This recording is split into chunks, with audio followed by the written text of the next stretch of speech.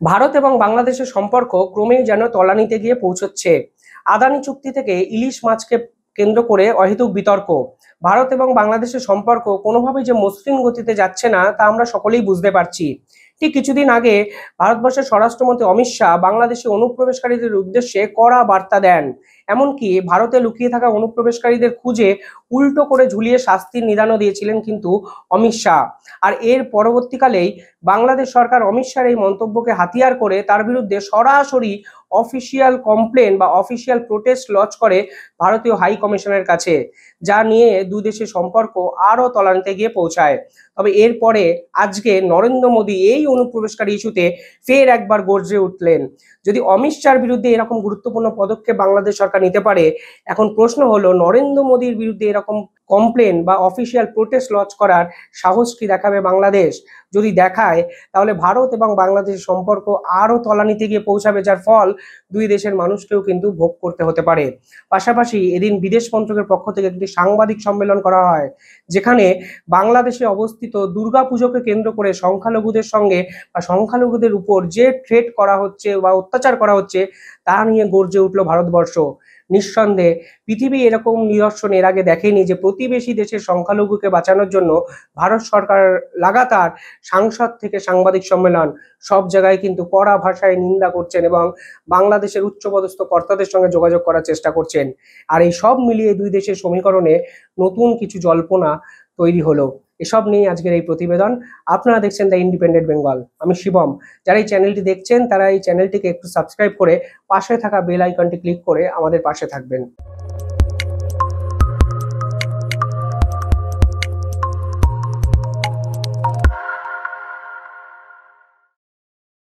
দেখুন, ঝাড়খণ্ডে অনুপ্রবেশকারী সমস্যা কিভাবে এলো সেই প্রশ্ন অনেকেই করেন, কিন্তু মনে রাখতে হবে ভারত এবং বাংলাদেশ নিজেদের মধ্যে 4,500 কিলোমিটার জায়গা কিন্তু শেয়ার করে আছেন সীমান্তবর্তী জায়গায়, এবং এর ম্যাক্সিমামটাই কিন্তু বাংলা কেন্দ্রিক জায়গা। অর্থাৎ ওয়েস্ট বেঙ্গলের সাথে বাংলাদেশ বর্ডার কিন্তু প্রায় 2 থেকে 2,500 কিলোমিটারের বেশি। অর্থাৎ ঝাড়খণ্ডে অনুপ্রবেশ যারা করেছেন মনে করা হচ্ছে তারা বাংলা দিয়ে ঝাড়খণ্ডে ঢুকছেন বিভিন্ন ক্ষেত্রে, এবং একাধিক রিপোর্ট এ নিয়ে কিন্তু প্রকাশিত হয়েছে। এবং এই অনুপ্রবেশকারী ইস্যুতে স্বয়ং ঝাড়খণ্ড হাইকোর্ট কিন্তু গুরুত্বপূর্ণ কিছু প্রশ্ন তুলেছেন। তারা সরাসরি ঝাড়খণ্ড সরকারকে জিজ্ঞাসা করেছিলেন ঝাড়খণ্ডে ঠিক কত শতাংশ অনুপ্রবেশকারী আছে বা এক্সাক্ট ফিগার কি, সে বিষয়ে আপনারা তথ্য দিন। ঝাড়খণ্ড সরকার কিন্তু হাইকোর্টে দাঁড়িয়ে বলেছে এই অনুপ্রবেশকারী ইস্যুতে তাদের কাছে কোনো অফিসিয়াল ডাটা নেই। ফলে এই অনুপ্রবেশকারী ভারতের কাছে এক বড় সমস্যা বর্তমান সময়ে, যা ভবিষ্যৎকেও বিভিন্ন ক্ষেত্রে আন্দোলিত করতে পারে এবং ক্ষতিগ্রস্ত করতে পারে বলে মনে করছেন ভারতের স্বরাষ্ট্র বিদেশ দপ্তর। আর স্বরাষ্ট্রমন্ত্রী সেই প্রেক্ষাপটে দাঁড়িয়ে বলেছিলেন যদি ঝাড়খণ্ডে বিজেপি ক্ষমতায় আসে তাহলে প্রতিটি অনুপ্রবেশকারীকে খুঁজে উল্টো করে ঝুলিয়ে শাস্তি দেওয়া হবে, যা নিয়ে সরগরম হয়ে যায় বাংলাদেশ।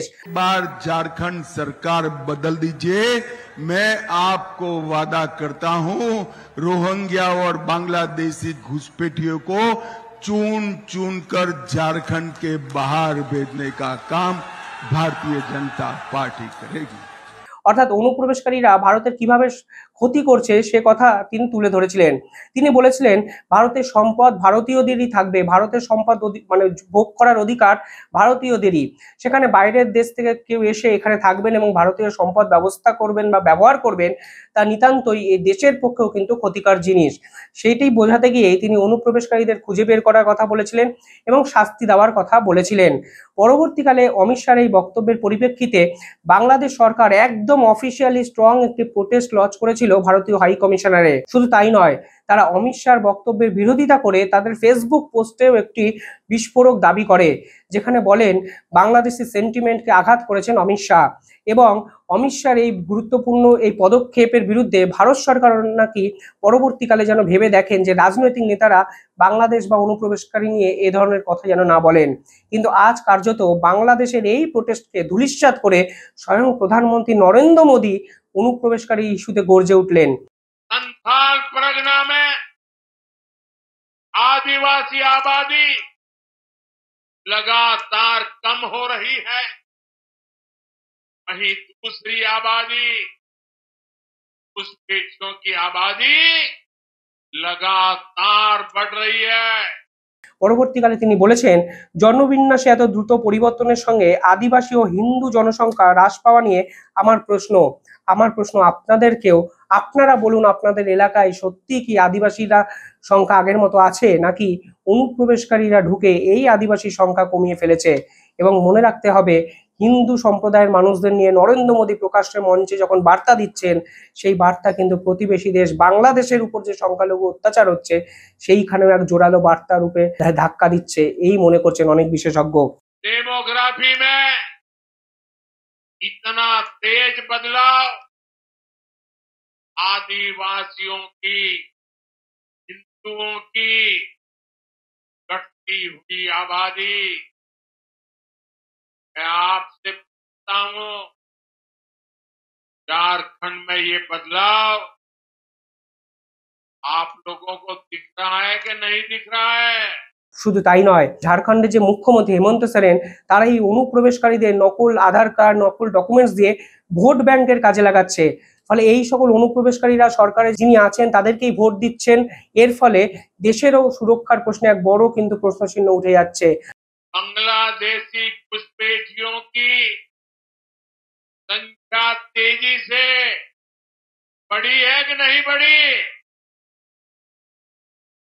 घुसपैठिए यहाँ की जमीनों पर कब्जा कर रहे हैं कि नहीं कर रहे हैं? নরেন্দ্র মোদী পরিষ্কারভাবে ঝাড়খণ্ডের এই সভা থেকে তীব্র ভাষায় অনুপ্রবেশকারী আটকাতে কড়া দাওয়াই দিয়েছেন। নরেন্দ্র মোদী পরবর্তীকালে হাইকোর্টের রায়কেও কিন্তু টেনে এনেছেন। তিনি বলেছেন, হাইকোর্টের এই ঝাড়খণ্ডের সরকার কিন্তু কোনো সুনির্দিষ্ট তথ্য দিতে পারেনি, অর্থাৎ অনুপ্রবেশকারী সংখ্যা কত সেই বিষয়ে সরকারের কাছে কোনো তথ্য নেই। তা ভারত সরকারের কাছে কিভাবে তথ্য থাকবে, সেটাও কিন্তু পরবর্তীকালে এক বড় প্রশ্ন। পাশাপাশি আদিবাসী ইস্যু এবং আদিবাসী সংখ্যা কমে যাচ্ছে একমাত্র অনুপ্রবেশকারীদের জন্য, এবং ওই এলাকার যে ডেমোগ্রাফি, অর্থাৎ ভৌগোলিক যে একটা ম্যাপ, সেই ম্যাপের এবং জনসংখ্যা সবকিছুরই কিন্তু ফারাক এই অনুপ্রবেশকারী সমস্যা বৃদ্ধিতে তৈরি হয়েছে বলে মনে করছেন ভারতের প্রধানমন্ত্রী নরেন্দ্র মোদী। পরবর্তীকালে ঝাড়খণ্ডে অবস্থিত বিজেপি নেতারাও বিভিন্ন ক্ষেত্রে দাবি করেছেন অনুপ্রবেশকারীদের কড়া ভাষায় দমন করা হবে এবং ক্ষমতা এলে তারা অনুপ্রবেশকারীদের তাড়িয়ে দেবেন। দেখুন, এখানে একটা রাজনৈতিক প্রশ্ন উঠতেই পারে।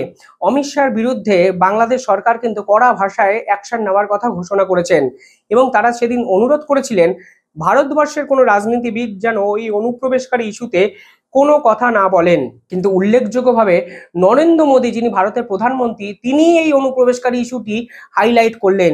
এবার দেখুন, অনুপ্রবেশকারী ইস্যু যখন নরেন্দ্র মোদী বলছেন, তখন এ কথা নিয়ে গোটা বিশ্ব, শুধু বাংলাদেশ নয় গোটা বিশ্ব কিন্তু আলোচনা হচ্ছে, এবং এই অনুপ্রবেশকারী ইস্যুর যে আসলে কতটা গুরুত্বপূর্ণ একটা ইস্যু তা গোটা বিশ্বের নিউজ পেপারে যেভাবে ছাপা হয়েছে তা কিন্তু বুঝতে শুরু করেছে, যার কেন্দ্রবিন্দুতে কিন্তু এই মোহাম্মদ ইউনূসের বাংলাদেশ। মনে রাখতে হবে, যখন হাসিনা দেশ ছেড়েছিলেন তারপরেই বাংলাদেশের একাধিক ক্ষেত্রে সংখ্যালঘুদের উপর অত্যাচার, সংখ্যালঘুদের নিপীড়ন, এবং একাধিক ক্ষেত্রে আমরা দেখেছিলাম মন্দির ভাঙা থেকে শুরু করে লালন ফকির, এমনকি বঙ্গবন্ধুর 32 নম্বর যে ধানমন্ডির বাড়ি সেটাকেও কিন্তু পুড়িয়ে দেওয়া হয়েছিল। এর তীব্র বিরোধিতা কিন্তু সংসদে দাঁড়িয়ে জয়শঙ্কর, ভারতের বিদেশ মন্ত্রী, কিন্তু করেছিলেন এবং তুলে ধরেছিলেন এই সমস্যার কথা।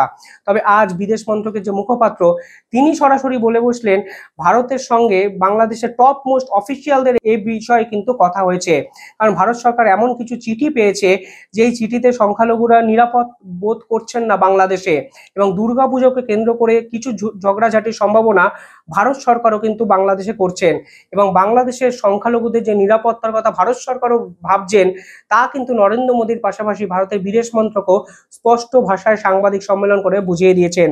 एक दफा और हमारे यहाँ से उच्च स्तर पे भी हम लोगों ने इस बात को कहा है कि जो वहाँ पर अल्पसंख्यक के लोग हैं, जो माइनॉरिटी वर्ग के लोग हैं, उनकी सुरक्षा होनी चाहिए, और हम चाहते हैं, ये हमारा एक्सपेक्टेशन है कि वहाँ की सरकार हमारे जो माइनॉरिटी वर्ग के लोग हैं, जो अल्पसंख्यक है, उसको सुरक्षा प्रदान करेंगे और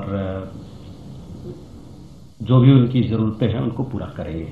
जहाँ तक दुर्गा पूजा दशहरा का सवाल है, जैसे मैंने कहा कि एक प्रकार की घटनाएं जो होती हैं वो ठीक नहीं होती, अच्छी नहीं होती है। हम लोग चाहेंगे कि दुर्गा पूजा का जो संदेश है वो बहुत एक सुखद संदेश होता है, और ऐसे मौके पर हम सभी लोगों को जो दुर्गा पूजा मनाते हैं उनको हमारी तरफ से बहुत सारी विशेष शुभकामनाएं देना चाहेंगे। বিদেশ মন্ত্রকের মুখপাত্র রণধীর জয়সওয়াল বলেছেন, ভারত সরকার আশা করছে বাংলাদেশের প্রশাসন সে দেশের সংখ্যালঘু সম্প্রদায়গুলোকে নিরাপত্তা নিশ্চিত করবে।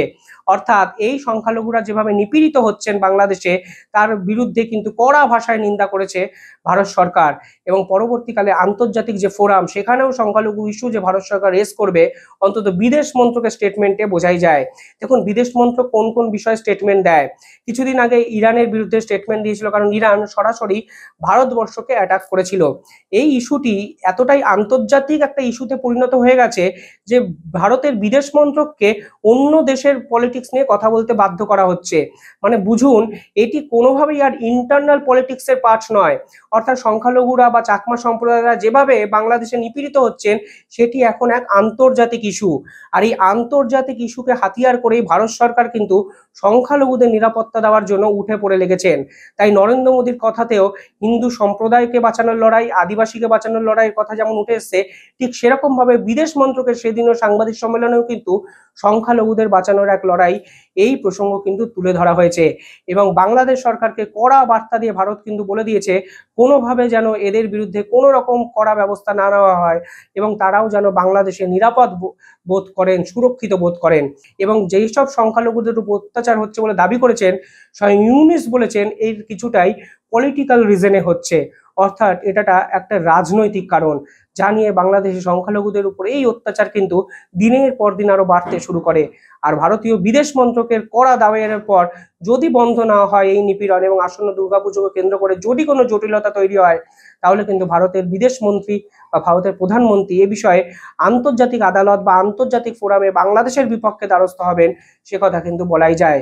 সত্যি যে বাংলাদেশে জীবনানন্দ ছিলেন, যে বাংলাদেশে কাজী নজরুল ছিলেন, সেই বাংলাদেশে এই চিত্র দেখতে আমরা ভারতবাসীরা ভীষণ মাত্রায় ভারাক্রান্ত, বলা ভালো কষ্টই পাচ্ছি। আপনারা কি ভাবছেন যারা এই ভিডিও বাংলাদেশ থেকে দেখছেন? সত্যি কি বাংলাদেশে সবাই সুরক্ষিত? অর্থাৎ ভারত এরকম যে অফিসিয়াল সাংবাদিক সম্মেলন করলেন, সেটি কি ভুল করলেন? তারা কি মিথ্যা কথা বলতে চাইছেন? আপনাদের মতামত কমেন্টে জানাবেন, তাহলেই হয়তো আসল চিত্রটা আমাদের কাছেও প্রকাশ হবে। ধন্যবাদ।